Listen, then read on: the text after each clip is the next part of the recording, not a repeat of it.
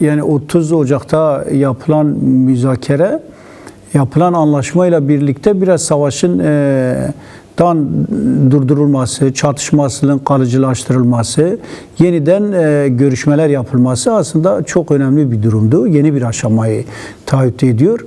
Fakat yani bu aşamaya getirilirken bir tarafta da savaş isteyen, çatışma isteyen, sürekli Kürt-Arap çatışması, Kürt-Türk çatışmasına dönüştürmek isteyen kesimler var ve devam ediyorlar. Bu kesimler kimlerdi, nasıldı? Orta Doğu'yu dizayn etmek isteyen, Orta Doğu'nun İsrail, Amerikan tarafından İngiliz, Anglo-Sakson çıkarları tamalında dizayn ederken Kürtleri yaralayıp, Kürtleri sürekli yaralı bırakıp koçbaşı gibi orayla burayla çatıştırmak isteyen güçlerin planı bu. Nasıl ki Gazze'yi böyle kurban ettiler. Aynısını bu sefer Kürtler için denemeye sokan, Kürtleri böyle bir kurban gibi, böyle Enfal süreleri gibi Kürtleri üzerine böyle yönelen, daha sonra uluslararası tepkilerden dolayı biraz bunu frenleyen, durduran. Aslında Önder Apo buna ne dedi? Dedi 2. 15 Ağustos, o 2. 15 Şubat komplosu, uluslararası komplo. Uluslararası güçler var. Daha önce 15 Şubat komplosu neydi? Türk-Kürt savaşını, Irak'ın, Suriye'nin paylaşım savaşının parçalanmasını aslında Türkiye ve Kuzey Kürdistan'da başlatmak istediler. 1999, 27 yıl önce. Önder Apo bunun önünü aldı. Türk-Kürt çatışmaması için o dönem ateşkes yaptı, o dönem çağrılar yaptı, demokratik Türkiye dedi. Şimdi de aynısını demokratik Suriye için yerelden merkezle birlikte ortak bir demokratik yönetim. Buna ne kadar gelinir? Şara yönetimi kendi kontrolünde değil. Şara yönetimi İsrail'in, Amerika'nın, İngilizlerin ve Suudi Arabistan'ın Körfez ülkeleri temelinde yönlendiriliyor. Dolayısıyla Türkiye. Tabii. Türkiye'de biraz gardiyanlık yapmıştı başta. Onlar için İdlib'i korudu, savundu. Daha sonra bunu bıraktı. Ama o içerideki güç ne kadar kim terbiye etmişti? İngilizler, Amerikalılar ve İsrail'in vurmasıyla birlikte yönlendirildi, ortaya çıktı. Şimdi bu kimin kontrolünde? Türkiye kontrolünde tümden olmadığı, Türkiye ile ilişkileri var, Türkiye'nin değişik çıkar ilişkileri olsa da Türkiye karşıt da kullanılabilecek bir güç. Şimdi bu fark edildi mi edilmedi mi? Türkiye devleti bu konuda bazı kesimler işte fark edildiğini, çünkü Deir ez-Zor ve Rakka gibi yerlerin giderek Suudi Arabistan'ın Arap aşiretleri, onların petrol zenginlikleri Şara ile birlikte birleştirerek Suudi Arap Selefistlerinin güçlendirileceği, Arap Selefistlerle birlikte bu Osmanlı ya da bu Türkiye'nin kontrol etmesinin önüne alınacak. Yani böyle bir çelişki var. Şimdi orada bir Arap-Kürt çelişkisi, Türkiye çelişkisi de başlıyor. Arap etkinliği mi yoğunlaşacak Suriye üzerinde, Türkiye'nin etkinliği mi? Şimdi burada bu yapılan çatışma, operasyon ya da bu işgal kimin işine yaradı daha çok? İsrail'in. İkincisi kimin işine yaradı? Suudilerin, Arapların, Deir ez-Zor ve diğerinden. Şimdi Türkiye burada ne kadar kazandı? Kürtlere kaybettirerek kazandı mı, kaybetti mi? Şimdi bu tartışılıyor. Şimdi ortaya çıkan durum Türklerin elini zayıfladığı. Türkiye burada sürekli yani Kürtler üzerinde sürekli bize karşı İsrail kullanıyor. Baktı ki İsrail kullanmıyor. İsrail'in tam tersi. İsrail böylece Kürt-Türk çatışmasına, Kürt-Arap çatışması giderek kendi içine yayılacak. Korku ondan dolayı, biraz panik ondan dolayı böyle Kürtlerden biz Erdoğan açıklaması rica ediyorum. Niye rica etsin? Hep diyor katliam, hep diyor soykırım, ama bir kesim de var, Enverci, Talat Paşacı bir kesim, bunları böyle yeni Osmanlıcılık hayalleri ya da böyle farklı bir şekilde, yani norm dışı devlet. Biz bu Orta Doğu'nun yeni dizaynında acaba Kürtleri soykırımdan geçirir, Kürtler anasını görmesinde ne olursa olsun mantığıyla işte biz Rojava Kürdistan'ı tümden Kürtsüzleştirir. İşte Fırat'ın batısını Kürtsüzleştirir. Suriye'yi Kürtsüzleştirir. Giderek bunu biz nereye yayacağız? Giderek biz Şengal'e, Güney Kürdistan'a, İran'a kadar, yani Kürtsüzleşsin de Kürtler statü kazanmasın. Sonra da Rojalat. Rojalat. Yani bu mantıkla nasıl Birinci Dünya Savaşı'nda Ermeniler katledildi soykırıma, İkinci Dünya Savaşı'nda işte soykırım Yahudiler üzerine, Üçüncü Dünya Savaşı'nda da eğer yapabilirsek tabii biz Kürtleri soykırımdan geçirip demografi değiştirip Kürtsüzleştireceğiz. Bu neye yaratacak? Türkiye'yi çatışmaya, Türkiye'yi bölmeye. Zayıf olan Kürtler Kürsüzleşme Türkiye'de yansıyacaktır. Türkiye'de parçalayacaktır. Bu oyunun aslında tam tersine döndüğünü fark ettiler. İşte bu oyunun boşa çıkması için de, bu soykırım boşa çıkması için de bir anlaşma yapıldı. Kürtler sokağa çıktı, protestolar oldu, sahada direniş oldu derken bir anlaşma ortaya çıktı. Şimdi bu anlaşma uygulanacak mı, uygulanmayacak mı? İşte bütün mesele bu. Bunu pratikte göreceğiz ama artık saatler kaldı. Bugün ne yaşandı? Yani anlaşma öncesi iki önemli buluşma da gerçekleşti. Toplantı oldu hem Haseki'de hem de Kobani'de. Bununla ilgili elimizde hangi bilgiler var? Yani Kobani'deki görüşmeler böyle ortak koordinasyon nasıl olacağı, nasıl bir geçiş sürecinin olacağı, asayiş güçleri, emniyet güçlerinin gelen bu güçlerin entegrasyon dedikleri biraz yani ortak bir koordinasyon. Nasıl belli kurumlar yeniden açılacak? Çünkü devlet kurumları, bunlar nerede oluşturulacak? Yeni emniyet nasıl sağlanacak? Kapıdan tutalım, işte hava alanlarına kadar kimler nasıl yer alacak?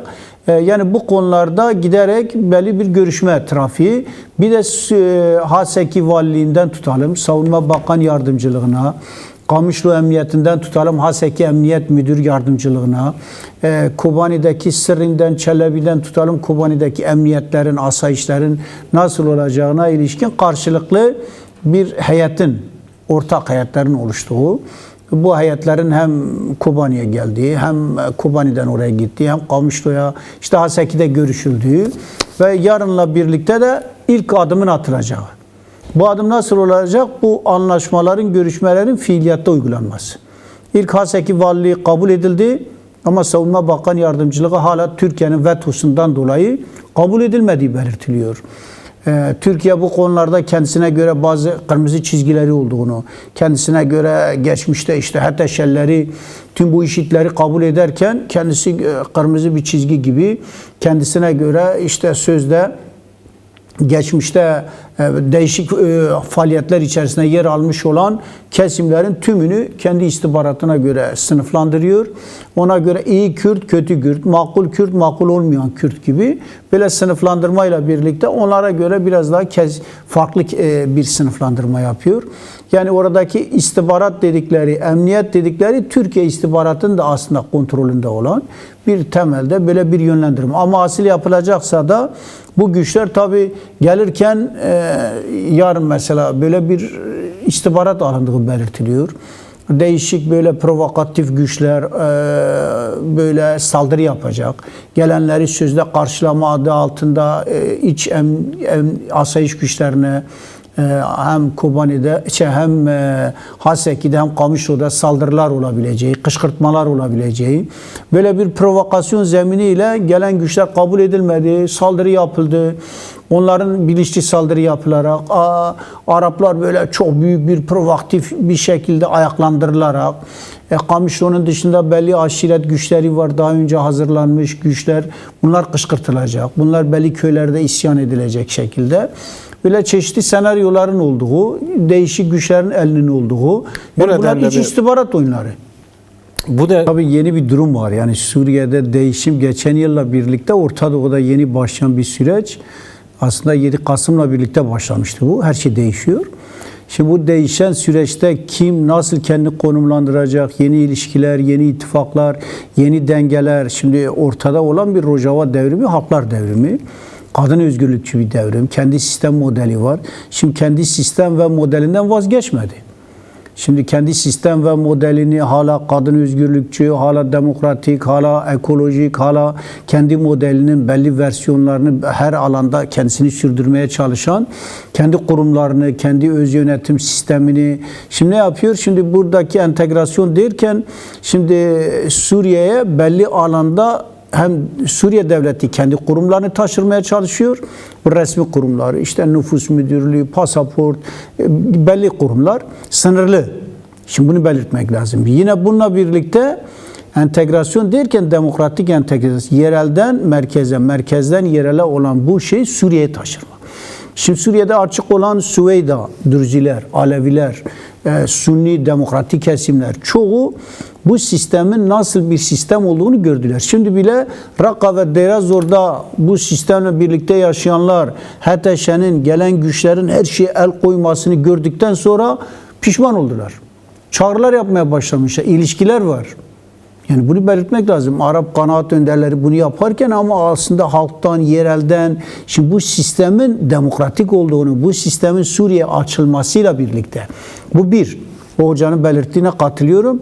Bu bir, bu demokratik sistemi yaygınlaştırma ve öz savunmayla birlikte tabii her alanda. Tüm alanlara ortaklaşma, Arap, Alevi, Durci, tümünü ortaklaşma çok hızlı bir şekilde. Bir bu, diğeri de ortaya çıkan bu Kürt savunma sistemini, Kürtlerin birliğini yaygınlaştırma, çok yoğun hem öz savunma sistemini, güçlerini birleştirme, hem politik olarak Kürt kongresini, demokratik kongres, şimdi halk bunu yaptı. Halk dedi ki biz Kürtlerin Kürtler üzerine bir enfal var, büyük bir saldırı var, soykırım var, birleşmek zorundayız. Birlikte varsak ancak kendimizi var edebiliriz. Bu ne yaratıyor? Bu politik bir birliktelik. Kürt Ulusal Kongresi'ni, Kürt öz savunma güçlerinin birleştirilmesini kat ve kat. Bu bir savunma gücü olacaktır. Bu ne olacaktır? Bir garanti olacaktır. Kürt halkı hem kendisini garantileyecek bu saldırılara karşı, hem halklarla birlikte, dayanışmayla birlikte bir değişim yaratacak. Bunun dışında yok. Türkiye'de bak şu anda sıkıntılar, korktular. Şimdi Erdoğan hep açıklarken Hakan Fidan Türk-Kürt kardeşliği. Başka yok diyor, Arap kardeşliği. Yoksa diyor parçalanacağız. Biliyorlar böyle bir oyun var. Madem bu oyun var, bu oyun biz onların bu korkularını gördükleri bunu Kürtler kendisini değişim gücü olarak bu modeli Türkiye'ye de bu modeli çekinmeden Irak'ta, Başuri Kürdistan'da ve İran'a taşıyabilecek bir potansiyel, bir birikim, bir tecrübe, belli bir bilinç gelişti.